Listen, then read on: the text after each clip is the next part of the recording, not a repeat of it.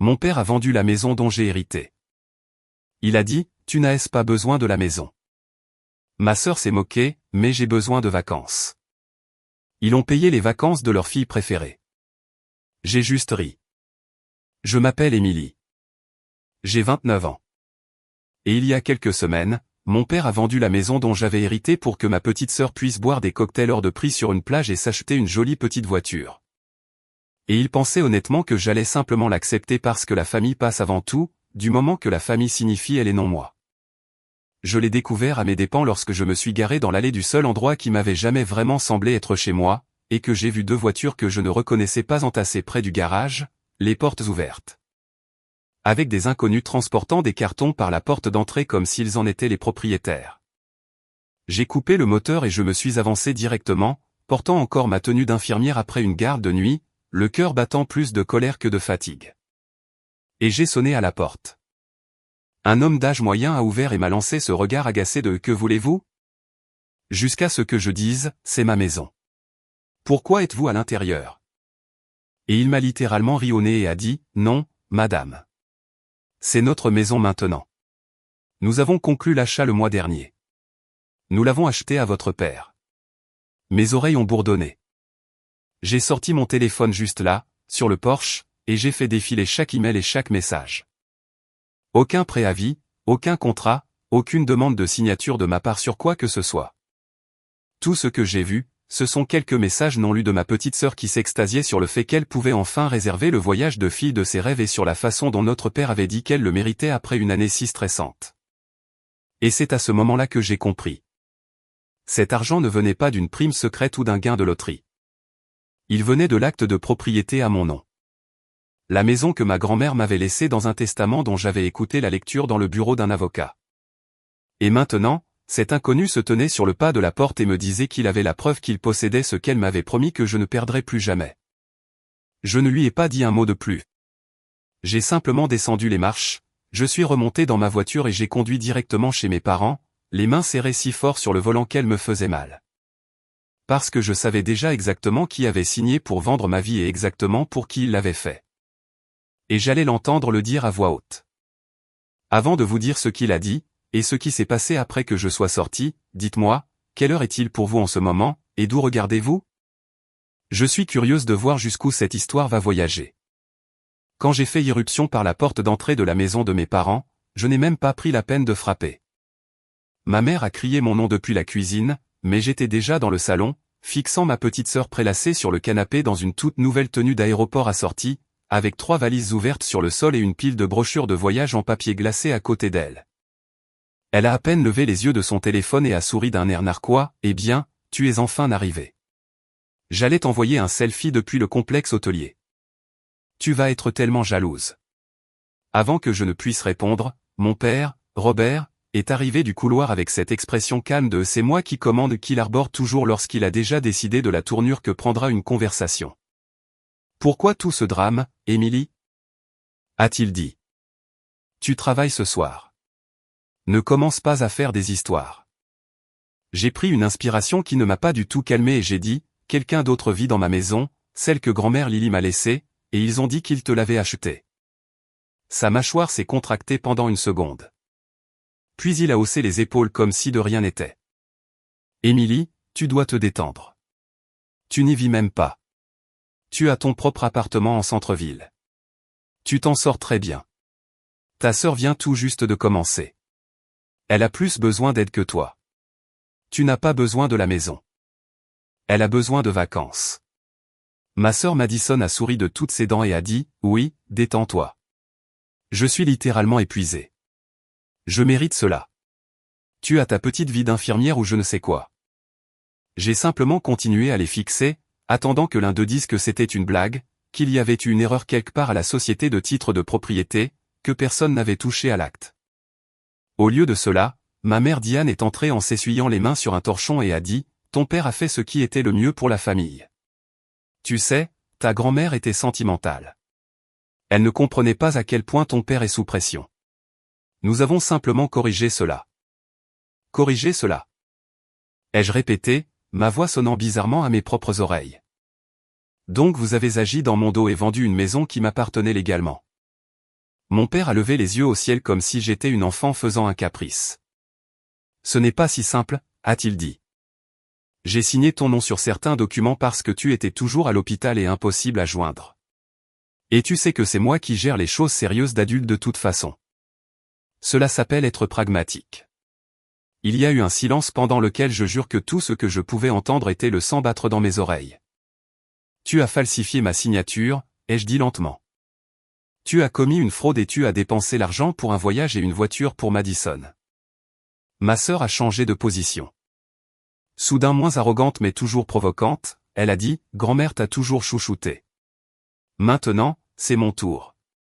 Et cela m'a blessé plus que je ne l'aurais cru, car dans cette phrase, elle confirmait ce que j'avais toujours soupçonné. Que ma grand-mère était la seule personne qui m'avait jamais fait me sentir comme plus qu'une figurante. J'ai levé les yeux vers le mur où 10 photos encadrées étaient accrochées en petites rangées soignées. Tous les récitals, les compétitions de pom-pom girls et les voyages à la plage. Madison souriant de plus en plus sur chacune d'elles. Et il n'y avait pas une seule photo de moi après le collège dans le propre salon de mes parents. Toute ma vie d'adulte avait été effacée. C'est à ce moment-là que quelque chose de froid s'est installé dans ma poitrine. Je ne vais pas laisser passer cela, ai-je dit doucement. Mon père a renâclé. Tu ne vas pas traîner la famille devant les tribunaux pour un malentendu. C'est une affaire de famille. Tu me remercieras un jour quand ta sœur aura réussi et pourra te rembourser. J'ai ri une fois, un rire sec et sans humour. Cette maison était tout ce qui me restait de grand-mère, et tu l'as jetée pour des points de fidélité de compagnie aérienne. Puis je me suis retourné, je suis sorti sans attendre leur réponse.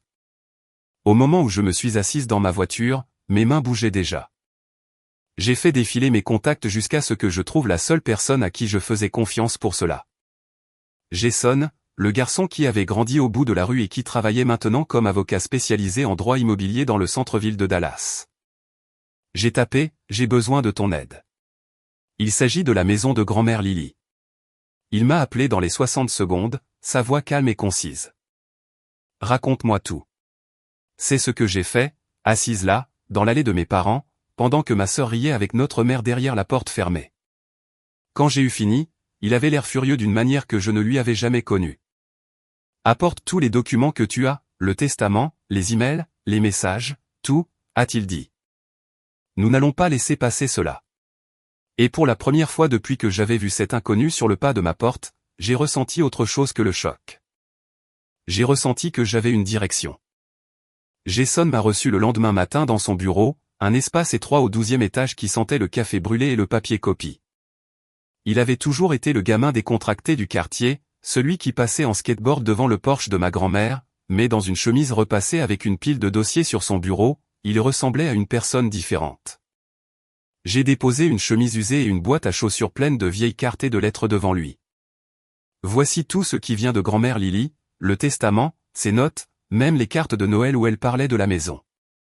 Il a mis ses lunettes et a commencé à trier. Le silence était lourd mais pas inconfortable. Finalement, il a brandi le testament. Donc, cela a été homologué il y a 2 ans à son décès, a-t-il demandé.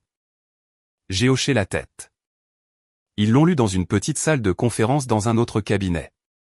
Elle m'a laissé la maison spécifiquement à moi. D'accord, je me souviens avoir signé pour les clés. Jason a ouvert les registres du comté sur son ordinateur, a cliqué plusieurs fois, puis a tourné l'écran vers moi. Voici le transfert d'actes de votre grand-mère à vous. Cela semble correct. Puis il a cliqué à nouveau. Voici la vente aux nouveaux acheteurs le mois dernier. Mon estomac s'est retourné quand j'ai vu mon propre nom tapé sous la mention du vendeur, suivi d'une version tremblante de ma signature. Sauf que ce n'était pas la mienne. La façon dont le bœuf courbait était mauvaise. Les dernières lettres de Carter montaient au lieu de descendre. Ce n'est pas comme ça que je signe, ai-je dit. Jason hochait déjà la tête. Il a cliqué sur le fichier numérisé, a froncé les sourcils, puis a juré à voix basse. Quoi, ai-je demandé. Regarde ça. Il a pointé du doigt un email imprimé joint au document de clôture. Il provenait d'une adresse qui ressemblait à la mienne. Le même pseudonyme, le même fournisseur, mais l'horodatage datait d'une semaine où j'avais enchaîné les gardes de nuit sans pause. Le texte disait, Emily Carter, autorise mon père à signer en mon nom pour la vente de ma propriété car je ne suis pas en mesure d'assister à la clôture en personne. Sauf que je n'avais jamais écrit cela, jamais. Jason a dit, ton père ou quelqu'un de proche a créé une fausse adresse email pour faire croire que tu avais donné ton autorisation, puis l'a transmise à la société de titres. C'est un deuxième niveau de fraude. Et puis ici, il a zoomé sur le blog du notaire. Le même nom de notaire revenait sans cesse sur d'autres dossiers louches qu'il avait vus au palais de justice. Il s'est adossé, la voix basse mais sûre. Ma gorge s'est serrée, non pas à cause des larmes, mais de la rage. Que pouvons-nous faire concrètement, ai-je demandé. La première étape est de lui donner une dernière chance d'annuler cela discrètement, a déclaré Jason. Je vais envoyer une mise en demeure officielle à ton père et mettre son adresse email professionnelle en copie. Il a 24 heures pour restituer la totalité des 200 000 de la vente sur un compte séquestre que nous contrôlons et pour céder tout intérêt restant afin que nous puissions annuler la vente. S'il refuse, alors nous employons les grands moyens. Nous déposons une plainte au civil pour fraude et détournement. Nous informons le procureur des documents falsifiés. Et nous nous attaquons à tous ses biens, sa maison, ses comptes, tout. Les mots semblaient surréalistes. Il s'agissait de mon père. L'homme qui m'avait appris à faire du vélo sur le parking derrière l'épicerie. Celui qui s'était assis dans le couloir à l'extérieur de ma chambre pour brosser les cheveux de Madison pendant que je faisais mes devoirs seul. Mais ce dernier souvenir était exactement la raison pour laquelle j'ai ravalé ma salive et hoché la tête. Fais-le. Jason a rédigé la lettre pendant que j'étais assise là, ses doigts volant sur le clavier. Il a lu des passages à haute voix. Votre vente non autorisée de la propriété héritée de ma cliente. Votre utilisation de documents frauduleux. Restituez intégralement le produit de la vente dans les 24 heures suivant la réception de cette lettre sous peine de poursuites judiciaires immédiates. En bas, il a tapé en majuscule. 24 heures ou le tribunal. Quand il a eu fini, il m'a regardé. Es-tu sûre d'être prête pour cela? Une fois que je l'aurai envoyé, il n'y aura plus moyen de faire semblant que cela n'est pas arrivé. J'ai pensé à la place vide où se trouvait le fauteuil inclinable de ma grand-mère, maintenant occupé par le canapé d'un inconnu. J'ai pensé aux valises de ma sœur alignées pour des vacances payées avec ma perte. Envoie, ai-je dit. Il a appuyé sur imprimer, a signé, numérisé et envoyé la mise en demeure par email, puis a envoyé un coursier avec une copie papier au bureau de mon père. À l'heure du déjeuner, mon téléphone a commencé à vibrer. Mon père a appelé en premier, puis ma mère, puis ma sœur, et comme je ne répondais pas, mon père a réessayé. Finalement, j'ai répondu, en mettant le téléphone sur haut-parleur et en le posant sur le comptoir de ma cuisine pour ne pas avoir à sentir son poids dans ma main. Émilie. Sa voix était tendue et plus aiguë que d'habitude. C'est quoi cette lettre, bon sang? Essaies-tu de me ruiner? J'ai laissé le silence se prolonger jusqu'à ce qu'il le remplisse. Tu ne peux pas être sérieuse au point d'emmener ton propre père au tribunal pour une maison dans laquelle tu n'as même jamais vécu en tant qu'adulte. As-tu une idée de ce que cela va faire à mon travail, à ta mère, à ta sœur? J'ai répondu, j'ai dit que tu as déjà fait cela quand tu l'as vendu. Et tu sais exactement de quoi je parle parce que tu as falsifié ma signature et envoyé de faux emails à partir d'un compte se faisant passer pour moi. Elle a ricané bruyamment. Cet avocat à toi te remplit la tête de bêtises. Nous n'avons rien falsifié. Nous avons juste signé quelques papiers. Ce n'est pas comme si nous avions volé un inconnu. Les familles s'entraident. C'est ça, la famille. Si tu ne retires pas cette demande ridicule tout de suite, tu vas détruire ton propre sang. Le mot détruire a résonné. Tu as détruit la seule chose que grand-mère Lily m'a laissée, ai-je répondu. Et tu l'as fait pour que Madison puisse s'asseoir au bord d'une piscine et publier des photos. Tu ne m'as même pas appelé. Tu n'as pas demandé. Tu as décidé que mon héritage était optionnel. Il y a eu une pause. Puis il a baissé la voix comme s'il laissait enfin échapper la vérité. Ta sœur a du potentiel, Émilie. Elle construit quelque chose avec ses abonnés. Ce voyage pourrait changer sa vie. Tu n'es qu'une infirmière. Tu auras toujours du travail. Tu as un appartement, une carrière. Tu es stable. Tu n'as pas besoin d'une maison qui reste vide. J'ai failli rire à ce moment-là, mais c'est sorti plutôt comme un souffle. T'entends-tu seulement parler? Tu as commis des crimes pour qu'elle puisse prendre des selfies dans un autre fuseau horaire. Il s'est emporté. Quiconque écoute comprendra. Nous essayons de garder l'argent dans la famille. Ce n'est pas de la fraude. C'est être parent. De toute façon, tu ne peux pas prouver que j'ai falsifié quoi que ce soit. Mon rythme cardiaque s'est accéléré à ces mots, car je n'avais jamais utilisé le mot falsifié avec lui avant la lettre. Je lui avais dit chez lui qu'il avait vendu ma maison, pas que j'avais des preuves solides. Pourtant, il se défendait contre une accusation qu'il n'avait pas entendue de ma part. Jason avait dit que cela arriverait, que les coupables se trahissent eux-mêmes quand ils paniquent. J'ai dit calmement, je ne t'ai jamais dit ce que Jason a trouvé dans les registres du comté. Je n'ai jamais mentionné la fausse adresse email ou le notaire. Alors, comment sais-tu exactement ce qu'on ne peut pas prouver que tu as falsifié? Il y a eu un long et lourd silence. Puis il a changé de tactique si vite que j'en ai eu le vertige. Très bien, a-t-il dit, le ton s'adoucissant. Peut-être que je m'y suis mal pris, mais j'allais arranger les choses. J'avais prévu de te donner une partie de l'argent une fois que les choses se seraient calmées. Je vais transférer une partie aujourd'hui. Nous pouvons dire que nous sommes quittes. Nous pouvons éviter d'embarrasser la famille devant les tribunaux. Cette fois, j'ai vraiment ri. Un rire court et amer. Tu ne peux pas négocier avec ce que tu as volé, papa. Ce n'est pas un magasin discount, ai-je dit. Il a élevé la voix. Arrête de dire voler. Tu rends cela plus laid que ça ne devrait l'être. Je vais parler à Madison. Nous allons trouver une solution. Nous allons t'offrir quelque chose d'équitable.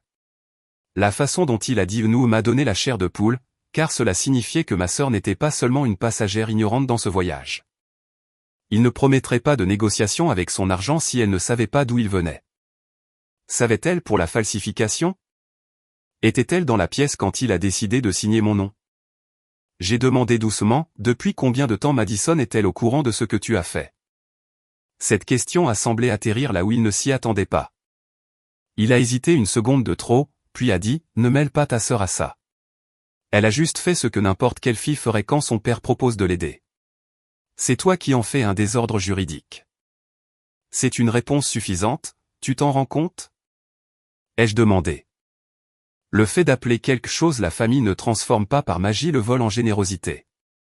Ce n'est pas comme ça que ça marche. Il y a eu un grésillement sur la ligne. Puis il a dit, je suis ton père. Je t'ai élevé. Tu me dois une certaine loyauté. Vas-tu vraiment m'envoyer en prison pour un malentendu? Si le sang peut être utilisé pour exiger le silence quand nous sommes volés par les nôtres, à quoi bon appeler ça une famille, ai-je demandé, la voix tremblante maintenant, non pas de peur, mais de fureur. Il n'a pas répondu. Le silence semblait plus lourd que n'importe quel cri. Puis il a dit d'un ton neutre, tu le regretteras, Emily, et il a raccroché. J'ai fixé mon téléphone pendant un moment, puis je l'ai pris et j'ai fait défiler jusqu'à Madison. Elle m'avait envoyé 3 messages en colère pendant que mon père parlait. Tu es tellement dramatique. Tu es égoïste. Tu gâches tout. Le dernier disait, à cause de toi, je pourrais perdre mon voyage. J'espère que tu es heureuse. J'ai appuyé sur son nom et j'ai lancé l'appel. C'est allé directement sur la messagerie vocale. Très bien. J'ai pensé que nous parlerions en personne. Et cette fois, je n'irai pas seul. Ce soir-là, je suis retourné chez mes parents avec mon téléphone qui enregistrait déjà dans ma poche, l'écran sombre, le micro allumé. J'avais vu assez de drames à l'hôpital pour savoir que la mémoire devient confuse quand les émotions sont fortes, mais pas l'audio. Les lumières étaient allumées, des ombres bougeaient derrière les rideaux, et mon estomac s'est noué quand j'ai frappé. Ma mère a ouvert la porte, les yeux rouges et la mâchoire serrée. Tu déchires cette famille, a-t-elle dit. Arrête ces absurdités avant que ça n'aille trop loin. Je l'ai dépassé pour entrer dans le salon. Madison était recroquevillée sur le canapé, l'ordinateur portable ouvert sur des photos de complexes hôteliers, une valise à moitié pleine de maillots de bain sur le sol. Elle a levé les yeux, les lèvres pincées. Quoi encore? Tu ne peux pas simplement me laisser profiter de quelque chose pour une fois. Ma voix est sortie plus assurée que je ne le ressentais. Depuis combien de temps sais-tu que papa a falsifié mon nom pour vendre la maison de grand-mère Lily? Ses doigts se sont figés sur le clavier. Pendant une seconde, elle a joué l'incompréhension. De quoi parles-tu? C'est une accusation grave. Je me suis approché. Ne m'insulte pas. Je sais ce qu'il y a dans le dossier du comté. Je sais pour le faux email et le tampon du notaire. Je veux juste entendre ce que tu savais et depuis combien de temps. Ma mère a essayé d'intervenir, mais j'ai levé la main. Réponds-moi, Madison. Elle a expiré fortement et s'est adossée. Très bien. Papa m'a dit qu'il pouvait s'occuper de la paperasse, qu'il pouvait signer pour toi parce que tu es toujours à ce stupide hôpital et que tu ne réponds jamais à ton téléphone. Il a dit que tu n'allais de toute façon pas retourner vivre dans ce vieil endroit effrayant, et que ça n'avait aucun sens pour lui de lutter pendant qu'une propriété de valeur restait vide. Alors oui, je savais qu'il allait la vendre. Ma gorge s'est serrée. Et tu savais qu'il se faisait passer pour moi. Elle a haussé les épaules. Il a dit qu'il avait ta permission. Il a dit que c'était pour la famille. Je n'ai pas posé de questions. C'est notre père. J'ai ri, non pas parce que c'était drôle, mais parce que sa cruauté était si désinvolte. Il t'a littéralement dit qu'il prenait quelque chose qu'on m'avait laissé sans me le demander pour que tu puisses aller à Canquin. Et tu n'as pas pensé que c'était mal. Madison s'est levée, les joues rougissantes. Tu es tellement dramatique. C'est une maison, Émilie. Du bois, des cloisons sèches et des meubles de vieille dame. Grand-mère te traitait comme si tu étais le Messie. Tu as eu son amour, son temps, tout. Maintenant, pour une fois, quelque chose me concerne et tu ne peux pas le supporter. C'est ta chance d'être une bonne sœur et au lieu de ça, tu engages un avocat. Ma mère a hoché la tête en signe d'approbation. Tu as toujours été ingrate. Tu n'as jamais apprécié ce que ton père a fait pour cette famille. J'ai regardé Madison droit dans les yeux. Tu as réservé le voyage en sachant que l'argent venait d'une vente que je n'avais jamais acceptée. Elle a levé le menton. Oui, je l'ai réservé. Et alors? J'ai travaillé dur sur mon contenu. Ce voyage est un investissement. Tout le monde fait ce qu'il a à faire pour avancer. Certains d'entre nous ne se contentent pas de pointer pour des gardes de 12 heures et de rentrer à la maison en sentant le désinfectant. Quelque chose en moi s'est figé. Ce voyage n'aura jamais lieu maintenant, ai-je dit. Et la voiture dont tu te vantes non plus, car l'argent va retourner à sa place. Ses yeux ont lancé des éclairs. Tu ne peux pas le faire aller en prison. Il a fait ça pour moi. Si tu tenais vraiment à moi, tu n'irais pas si loin. C'était là. La conviction en dessous de tout. Que les aimer signifiait les laisser me blesser sans conséquence. J'ai pris une inspiration. Personne ne l'a forcé à inventer mon consentement. Personne ne t'a forcé à dire oui à de l'argent volé. Vous avez tous les deux fait des choix. Maintenant, vous devez vivre avec. Elle s'est approchée assez près pour que nous soyons presque nez à nez. Si tu vas jusqu'au bout, tu es morte pour moi. Je n'ai plus de sœur. J'ai regardé son visage parfait, le même qui remplissait chaque cadre sur le mur de notre salon alors que le mien était absent, et j'ai dit, c'est enfin quelque chose sur lequel nous sommes d'accord. Puis je me suis retourné, je suis passé devant ma mère, qui secouait la tête comme si j'avais enfreint une règle sacrée, et je suis sorti dans la nuit. Mon cœur battait la chamade, mes mains étaient fermes. Dans la voiture, j'ai arrêté l'enregistrement, je l'ai sauvegardé sur le cloud et j'ai envoyé un message à Jason. J'ai la preuve que Madison était au courant de la fraude. Je veux que toutes les conséquences juridiques soient envisagées. Il a répondu presque immédiatement. Viens me voir à la première heure demain matin. Nous ajouterons l'enregistrement au dossier et nous irons de l'avant. Alors que je m'éloignais de la maison où j'avais grandi, une pensée tournait en boucle dans mon esprit. Ils pensaient que je les choisirais pour toujours au lieu de me choisir moi-même. Ils avaient tort. Après que Jason ait déposé la plainte et envoyé l'enregistrement au bureau du procureur, les choses ont évolué plus vite que je ne l'espérais. Mon père a reçu l'assignation au travail, devant ses collègues du bureau d'assurance où il avait passé des années à se forger une réputation de personne capable d'arranger n'importe quel problème.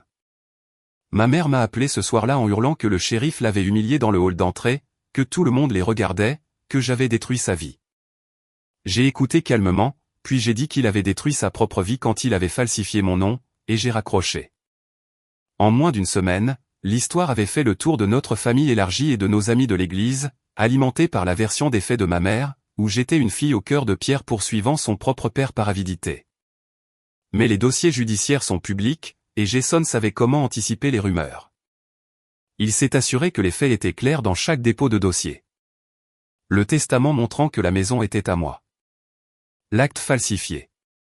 Le faux email autorisant la vente. Les relevés bancaires qui traçaient les 200 000 de la clôture directement vers le compte joint de mes parents. Puis qui en ressortaient pour payer un forfait dans un complexe de luxe au Mexique au nom de ma sœur et un chèque de banque envoyé à un concessionnaire comme acompte pour une nouvelle voiture compacte. L'affaire civile est allée de pair avec l'enquête pénale. Le procureur a jeté un coup d'œil à la pile de preuves et a décidé que cela valait la peine d'engager des poursuites. Falsification, fraude, usurpation d'identité, usage de faux. Des mots que je n'avais entendus qu'à la télévision s'appliquaient maintenant à ma propre famille. Lorsque la date de la première audience est arrivée, Jason m'a demandé si je voulais témoigner. « Tu n'es pas obligé », a-t-il dit. Les preuves écrites parlent d'elles-mêmes, mais parfois cela aide d'entendre le côté humain. J'ai pensé à monter à la barre et à répondre à des questions sur la négligence et le favoritisme pendant mon enfance, pendant que mes parents me fusillaient du regard de l'autre côté de la salle. J'ai pensé à Madison levant les yeux au ciel et j'ai secoué la tête. Utilise les documents. Utilise l'enregistrement. Utilise les mots de grand-mère, ai-je dit. Mais j'en ai fini de donner un spectacle pour eux. Le jour de la première grande audience. Je me suis assise au fond de la salle d'audience, silencieuse. Jason devant avec son classeur soigneusement organisé. Mon père à la table de la défense dans un costume qui semblait soudain trop grand. Ma mère derrière lui serrant un mouchoir. Madison n'était nulle part en vue. Était-ce parce qu'elle se cachait ou parce que leur avocat lui avait dit de rester à l'écart? Je ne le savais pas. La juge, une femme avec des rides profondes autour de la bouche et des yeux fatigués, a écouté Jason exposer la chronologie. Il a diffusé un court extrait de mon enregistrement. Madison disant, c'est une maison, Emily. Du bois, des cloisons sèches et des meubles de vieille dame. Grand-mère te traitait comme si tu étais le Messie. Maintenant, pour une fois, quelque chose me concerne, et tu ne peux pas le supporter. La juge a haussé un sourcil à cela. Puis il a présenté la lettre de ma grand-mère, une note qu'elle avait écrite à son avocat lors de la mise à jour de son testament, expliquant pourquoi elle me laissait la maison spécifiquement. Jason l'a lu à haute voix. Elle y écrivait que la maison avait été un refuge pour moi quand mes parents étaient trop occupés ou trop sévères. Qu'elle voulait que j'aie toujours un endroit sur qui ne pourrait m'être enlevé par personne. Qu'en aucun cas elle ne voulait que la propriété soit vendue pour profiter à quelqu'un d'autre, et surtout pas pour couvrir des dettes ou financer des luxes. L'avocat de mon père a essayé de s'y opposer, disant que la lettre n'était que du sentiment, pas du droit, mais la juge l'a accepté comme un aperçu de l'intention. Quand Jason a fini de lire, la pièce était très silencieuse. Puis la juge a regardé mon père et a demandé directement, « Aviez-vous compris que cette propriété appartenait uniquement à votre fille ?» Il a changé de position sur sa chaise. « Oui », a-t-il dit finalement. « Et avez-vous signé son nom sur les documents de clôture sans qu'elle soit présente, sachant qu'elle ne vous y avait pas explicitement autorisé ?»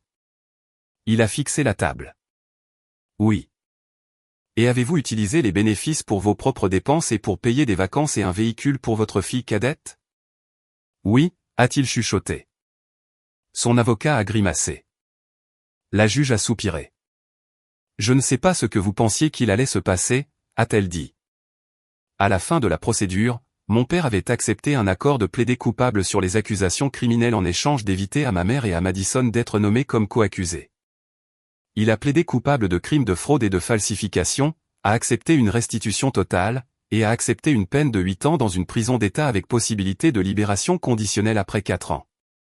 La juge a également émis une ordonnance de non-contact me protégeant de tout harcèlement pendant la durée de la peine. Au civil, le tribunal a rendu un jugement qui ne l'obligeait pas seulement à rembourser les 200 000 de la vente, mais qui accordait également des dommages et intérêts punitifs pour le préjudice moral et le manque de respect flagrant des dernières volontés de ma grand-mère. La résidence principale de mes parents, celle dont je venais de sortir quelques semaines auparavant, a été saisie et finalement ordonnée à la vente pour satisfaire une partie du jugement. Ma mère a perdu son emploi au cabinet dentaire où elle travaillait depuis des années. Une fois que l'histoire est passée aux informations locales, le propriétaire lui a dit que les clients n'étaient pas à l'aise à l'idée de confier leurs informations à quelqu'un impliqué dans une affaire d'usurpation d'identité. Ma tante Michelle, qui avait toujours été la plus discrète lors des dîners de famille, a laissé ma mère et Madison emménager dans sa chambre d'amis pendant un certain temps, mais elle a précisé qu'elle ne prendrait pas leur parti. Je vous aide parce que j'aimais Lily et je ne supporte pas l'idée que vous vous retrouviez à la rue, a-t-elle dit à ma mère, selon un de mes cousins. Mais ce que vous avez fait à Emily était impardonnable. Ma mère a tenu 3 mois là-bas avant qu'une dispute à mon sujet ne se termine avec Michel leur disant de partir. Elles se sont retrouvées dans un petit appartement de 2 chambres près de l'autoroute. Ma mère nettoyait des immeubles de bureaux la nuit. Madison travaillait dans la vente au détail et s'en plaignait constamment sur ses réseaux sociaux, où son nombre d'abonnés avait commencé à chuter après que les gens eurent déterré les dossiers judiciaires et compris la vérité derrière son voyage à la plage annulé. Quant à moi, une fois l'argent de la restitution versé et la vente officiellement annulée, je l'ai utilisé avec une partie de mes économies pour racheter la maison de grand-mère aux personnes à qui mon père l'avait vendue illégalement. Ils étaient soulagés de sortir de la situation avec tout leur argent remboursé et un petit supplément provenant du fonds du jugement pour couvrir leurs ennuis. Le jour où j'ai récupéré les clés, j'y suis allé seul. Pas de carton, pas d'amis, juste moi. J'ai déverrouillé la porte d'entrée, je suis entré à l'intérieur et je me suis tenu dans le salon silencieux où le contour de son ancien fauteuil inclinable était encore faiblement visible sur le parquet.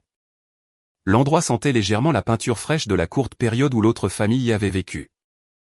Mais en dessous, je pouvais presque imaginer la faible odeur de son parfum. Je n'ai pas souri. Je n'ai pas pleuré. J'ai juste posé ma main sur le cadre de la porte et j'ai respiré. J'avais repris ce qui m'appartenait, mais le prix de cette victoire était un cratère là où ma famille se trouvait autrefois. Une année s'est écoulée et la vie s'est réorganisée autour de la nouvelle forme des choses. Je me suis installé dans un rythme qui tournait autour des longues nuits à l'hôpital et des matins calmes sur l'ancien porche de grand-mère, avec du café et le chat errant qui avait décidé que je lui appartenais maintenant. J'ai repeint les murs, remplacé les vieux câbles, réparé les tuyaux qui fuyaient, et dans le processus, j'ai appris ce que cela faisait de s'occuper d'une maison de la même manière que ma grand-mère s'était occupée de moi, non pas comme d'un objet, mais comme d'une promesse. Mon père purgeait sa peine. Ma mère et Madison partageaient toujours cet appartement exigu de l'autre côté de la ville. D'après le peu que j'entendais par la famille, ma mère me blâmait bruyamment et disait souvent à quiconque voulait l'entendre que j'avais réagi de manière excessive. Que mon père avait fait une erreur et que je l'avais jeté en pâture au loup. Pourtant, ces mêmes parents m'appelaient en privé pour me dire qu'ils comprenaient, que si quelqu'un avait vendu la seule chose que leur défunte mère leur avait laissée, ils auraient perdu la tête eux aussi. Grand-mère Lily avait été très aimée dans notre famille, et plus les gens pensaient à ce qui s'était passé, plus ils voyaient les actions de mes parents non seulement comme une attaque contre moi, mais comme un crachat à son visage. J'avais fait la paix avec l'idée que je ne pourrais peut-être plus jamais revoir aucun d'entre eux. Quand mon téléphone a sonné un après-midi, et qu'un numéro inconnu du système pénitentiaire a clignoté sur l'écran, j'ai failli laisser le répondeur prendre l'appel. La curiosité a pris le dessus. J'ai répondu. Une voix enregistrée a dit que j'avais un appel à frais viré d'un détenu. Puis le nom de mon père. J'ai appuyé sur le numéro pour accepter. Il y a eu un grésillement. Puis sa voix est passée, plus petite que dans mes souvenirs. Et M, a-t-il dit, son ton dépouillé de l'arrogance qui avait toujours été là. Merci d'avoir répondu. Je me suis assise à la table de la cuisine, les doigts enroulés autour de ma tasse. Que veux-tu, ai-je demandé. Il a pris une longue inspiration. Je voulais dire que je suis désolé, a-t-il dit. Pas le genre de fausse excuse que j'ai essayé avant. Je le pense vraiment. La prison donne beaucoup de temps pour réfléchir. Et tout ce à quoi j'ai pensé, c'est comment je me suis infligé cela à moi-même. J'ai continué à poursuivre cette idée que si j'orientais simplement assez de ressources vers Madison, elle deviendrait enfin ce succès éclatant qui justifierait chaque sacrifice. Et dans le processus, je t'ai sacrifié sans même scier. Je me disais que tu étais forte. Que tu allais bien. Que tu n'avais pas autant besoin, que tu me devais ton silence parce que j'avais gardé un toit au-dessus de ta tête quand tu étais enfant. Je pensais être un bon père. Et au lieu de cela, j'étais un lâche, car c'était plus facile de prendre à la fille qui ne crierait pas que de dire non à l'autre. Je n'ai pas parlé.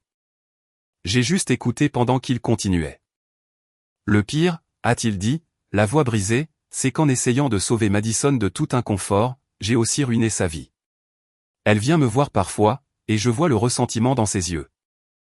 Elle te blâme en surface, mais au fond, elle est furieuse contre moi parce qu'elle sait très bien que c'est moi qui lui ai offert des cadeaux volés. Je pensais protéger mon enfant préféré et à la fin, je vous ai perdu toutes les deux. Peux-tu me pardonner, Emily ? Sa question est restée suspendue entre nous et, pendant un moment, j'ai détesté qu'il l'ait posée, car le pardon donnait l'impression de le tirer d'affaire, comme si je disais que tout allait bien, alors que ça n'avait jamais été le cas. Mais alors que j'étais assise là, j'ai réalisé que la colère que j'avais portée pendant la dernière année était devenue quelque chose de lourd et de rance. Quelque chose qui reposait dans ma poitrine comme un rocher. Que je lui pardonne ou non, il purgerait toujours sa peine. Ma maison était de nouveau la mienne. Ma relation avec ma mère et Madison était toujours brisée. Le passé n'allait pas se réécrire à cause d'un mot. Le pardon dans ce contexte ne signifiait pas qu'il serait libre ou que nous retournerions au dîner du dimanche. Il s'agissait de poser un fardeau que j'étais fatigué de traîner. J'ai finalement dit, je crois que tu es désolé. Et je te pardonne dans le sens où je ne vais pas passer le reste de ma vie à te détester, mais cela ne veut pas dire que nous pouvons faire comme si cela n'était jamais arrivé. Cela ne veut pas dire que je te veux de retour dans ma vie de tous les jours quand tu sortiras. Il y a eu un petit bruit de son côté qui aurait pu être un sanglot étouffé. Je comprends, a-t-il dit. Après avoir raccroché, je suis restée assise là pendant un long moment, me sentant étrangement plus légère et plus triste en même temps, comme si j'avais fermé une porte de l'intérieur au lieu de me la faire claquer au nez. Ma mère n'a jamais appelé. Madison non plus. Nous existions dans la même ville comme des étrangères, et j'avais fait la paix avec ça. Certaines relations sont trop déformées pour être réparées sans se briser soi-même dans le processus. J'avais choisi de ne plus me plier à cette forme. Ce que j'ai choisi, c'est d'honorer la personne qui m'avait aimé correctement. J'ai entretenu le jardin de grand-mère. J'ai organisé des fêtes pour des amis et des collègues qui n'avaient nulle part ailleurs où aller. J'ai fait de la maison qu'elle m'avait laissée l'endroit sur qu'elle avait imaginé, pas seulement pour moi, mais pour d'autres qui en avaient besoin. Et quand je m'allongeais dans mon lit le soir, en écoutant les légers grincements d'une vieille maison qui se reposait autour de moi, je savais que j'avais fait la chose la plus difficile qu'une personne puisse faire. J'avais tenu tête aux personnes qui m'avaient élevé et j'avais tracé une ligne qu'elles n'étaient pas autorisées à franchir. Tout cela pour honorer une promesse faite par une petite femme au grand cœur et au caractère têtu.